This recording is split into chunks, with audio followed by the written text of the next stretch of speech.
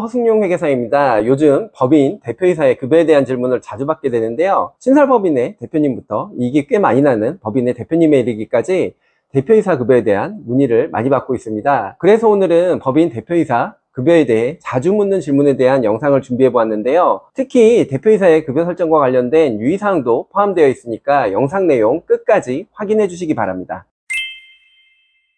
첫 번째 질문입니다. 이제 막 설립된 신설법인의 대표이사인데 급여를 어떻게 설정해야 하나요? 라는 질문입니다. 일반적으로 신설법인의 경우에는 과거 수익성에 대한 자료도 없고 앞으로 얼마나 돈을 벌게 될지도 모르기 때문에 대표이사의 급여를 보수적으로 정하는 경우가 일반적입니다. 사업 초기에는 무보수로 하거나 월 200만원에서 300만원 수준으로 낮게 급여를 설정한 후 매출이나 영업이익의 추이를 보고 급여를 서서히 올리는 게 좋은데요. 그 이유는 법인의 수익이 거의 없는 상태에서 급여를 책정하게 되면 법인의 자본금을 까먹게 되거나 또는 대표이사가 가수금의 형태로 개인 자금을 법인에 빌려주는 경우가 발생하게 되는데요. 급여를 받게 되는 과정에서 국민연금이나 건강보험 그리고 소득세를 떼고 난 후 대표이사가 급여를 받아왔는데 법인에 돈이 없어서 대표이사가 급여로 가져온 돈을 다시 법인에 빌려주게 되면 소득세와 사회보험료만큼 손실이 발생하게 돼서 법인이 활용할 수 있는 자금이 줄어들게 됩니다. 특히 국민연금과 건강보험의 경우 대표이사 본인 부담분과 회사 부담분을 합산할 경우에 급여의 약 17% 수준으로 공제되는 금액이 꽤 높기 때문에 이 부분을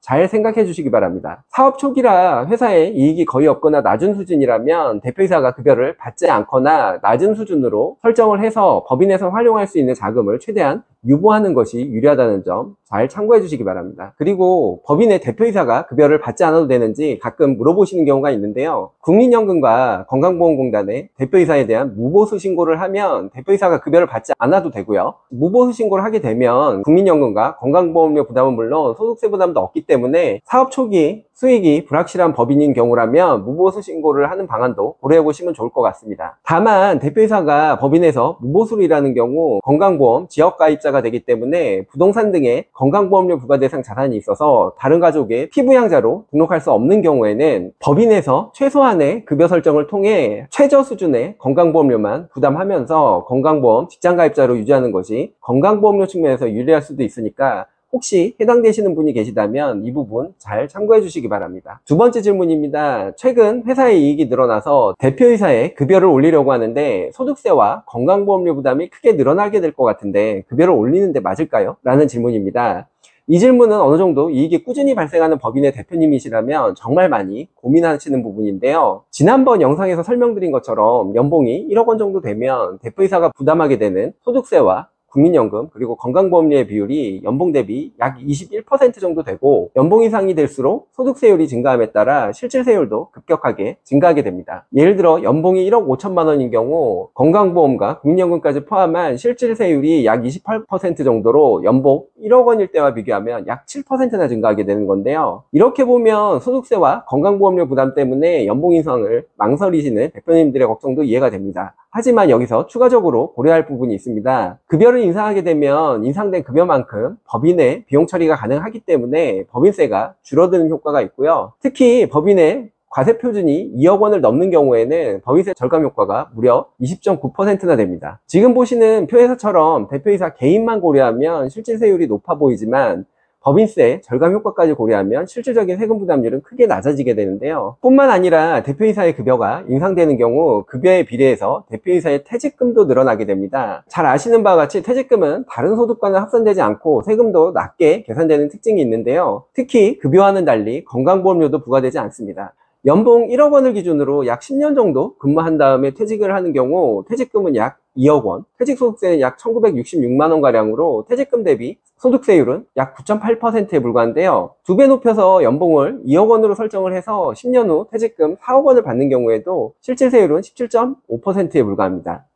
특히 퇴직금도 법인세 비용 처리가 가능하기 때문에 이 부분까지 고려하면 실질세율은 더 낮아지게 되는데요. 즉 대표이사의 급여가 높아진다고 해도 낮은 세율이 적용되는 퇴직금이 늘어나게 되는 점과 퇴직금 비용 처리로 인한 법인세 절감 효과까지 발생하는 점을 고려하면 생각하시는 것만큼 세금 부담이 크게 증가하지 않을 수 있다는 점 꼭 알아두시기 바라고요. 따라서 대표이사 급여 인상 시 단순히 소득세와 건강보험료 증가만 생각하지 마시고 법인세 절감 효과와 장기적으로는 퇴직금 효과까지 고려해서 실질적인 세금 부담이 어느 정도 늘어나게 될지 확인하신 후 급여 인상 여부를 결정해 주시기 바랍니다. 그리고 제가 지난 영상에서도 말씀드린 부분인데 법인의 배당을 고려해서 급여 인상을 결정하면 절세에 많은 도움이 될 수 있는데요. 연간 2천만 원 이하의 금융소득에 대해 15.4%의 세금만 부과되고 다른 소득과 합산 없이 분리과세로 소득세가 종결되기 때문에 분리과세 배당소득 2천만 원과 급여 인상을 동시에 활용할 경우 급여 인상만 하는 경우보다 세금 측면에서 유리할 수 있습니다. 지금 보이시는 표에서처럼 연봉을 1억 원에서 1억 2천만 원으로 인상하는 대신 분리과세 배당소득 2천만 원을 활용하면 약 438만 원가량 세금이 줄어들게 되고요. 연봉을 1억 5천만 원으로 인상하는 대신 급여 3천만 원 인상과 분리과세 배당소득 2천만 원을 활용하게 되면 약 526만 원가량의 세금이 절감될 수 있습니다. 따라서 과거 법인으로부터 배당을 받은 적이 없는 대표님들이라면 급여 인상 외에도 분리과세 배당소득까지 같이 활용해 보시면 좋을 것으로 생각됩니다. 세 번째 질문입니다. 대표이사의 급여는 회사가 마음대로 정해도 되나요? 라는 질문입니다. 먼저 상법을 살펴보면 이사의 보수는 정관에 그 금액을 정하지 않은 경우에는 주주총회 결의로 이를 정한다라고 되어 있습니다. 따라서 대표이사의 경우에도 상법상 절차에 따라 정관 또는 정관에서 위임된 주주총회 결의를 통해 보수를 정해야 합니다. 또 법인세법에서는 법인이 그 임원 또는 직원에게 이익처분에 의해 지급하는 상여금은 이를 송금에 산입하지 않는다고 규정하고 있고, 또 법인이 임원에게 지급하는 상여금 중 정관, 주주총회, 사원총회 또는 이사회 결의에 의해 결정된 급여 지급 기준에 의해 지급하는 금액을 초과해서 지급한 경우에는 그 초과되는 금액은 이를 송금에 산입하지 아니한다라고 규정하고 있는데요. 만약 대표이사가 받은 상여가 이익처분에 의한 상여에 해당이 되거나 또는 급여 지급 기준에 상여 기준이 없는 경우, 그리고 상여금 기준이 있더라도 그 기준을 초과해서 지급된 경우에는 그 초과 금액에 대해서는 법인세 신고 시 비용으로 인정받을 수 없게 됩니다. 따라서 대표이사의 보수는 상법 및 세법 규정에 따라 그 내용이 정해져야 하고 실제 지급도 이루어져야 하는데요. 상법과 세법 규정을 모두 충족하려면 결국 정관이나 주주총회 규정에 따라 보수 기준이 마련이 되어야 하고 지급되어야 합니다. 특히 상여금의 경우에는 관련 심판례들을 살펴보면 단순히 금액만 정하는 것이 아니라 구체적이고 객관적인 산정 근거까지도 문서화되어야 한다는 점 꼭 기억해 주시기 바랍니다. 네 번째 질문은 대표이사의 급여와 관련해서 실제 문제가 되었던 사례가 있나요? 라는 질문인데요. 대표이사의 급여와 관련해서 가장 많이 문제가 되는 부분이 바로 상여금입니다. 앞서 설명드린 것처럼 세법상 임원의 상여금은 정관이나 주주총회 결의에 의해 결정된 급여 기준에 따라 지급되어야 하는데요. 많은 회사들이 세법 규정에 맞는 급여 기준이 없거나 급여 기준이 있더라도 그 기준과는 무관하게 대표이사에게 상여금을 지급한 경우 국세청에서 해당 상여금을 법인의 비용으로 인정하지 않은 사례들이 상당히 많습니다. 또한 급여 기준에 정해진 상여 규정에 따라 대표이사에게 상여금을 지급했지만 해당 상여금 규정이 객관적인 산정 기준 없이 금액만 명시된 경우에도 국세청에서 이를 비용으로 인정하지 않은 사례들도 있는데요. 이뿐만 아니라 상여금이 아닌 대표이사의 급여에 대해서 국세청에서 해당 업체와 동종업계에 있는 규모가 유사한 회사의 대표이사들의 평균 급여와 비교해서 대표이사의 급여가 과다하게 지급되었다고 판단해서 과다 지급된 급여에 대해 이익 처분에 의한 상여로 봐서 비용으로 인정하지 않은 사례도 있습니다. 대표적인 게 2017년 대법원 판례인데요. 대부업을 영위하는 법인의 대표이사가 법인과 체결된 연봉계약서도 없었고, 그리고 동종업체 중 상여업체 3개의 대표이사의 평균급여보다 현격하게 높은 급여를 받았고, 그리고 해당 업체의 영업이익률에서 대표이사의 급여가 차지하는 비율도 연도별로 보면 작게는 38%에서 높게는 95%에 이르기까지 상당히 높아서 동종업체의 평균 수치인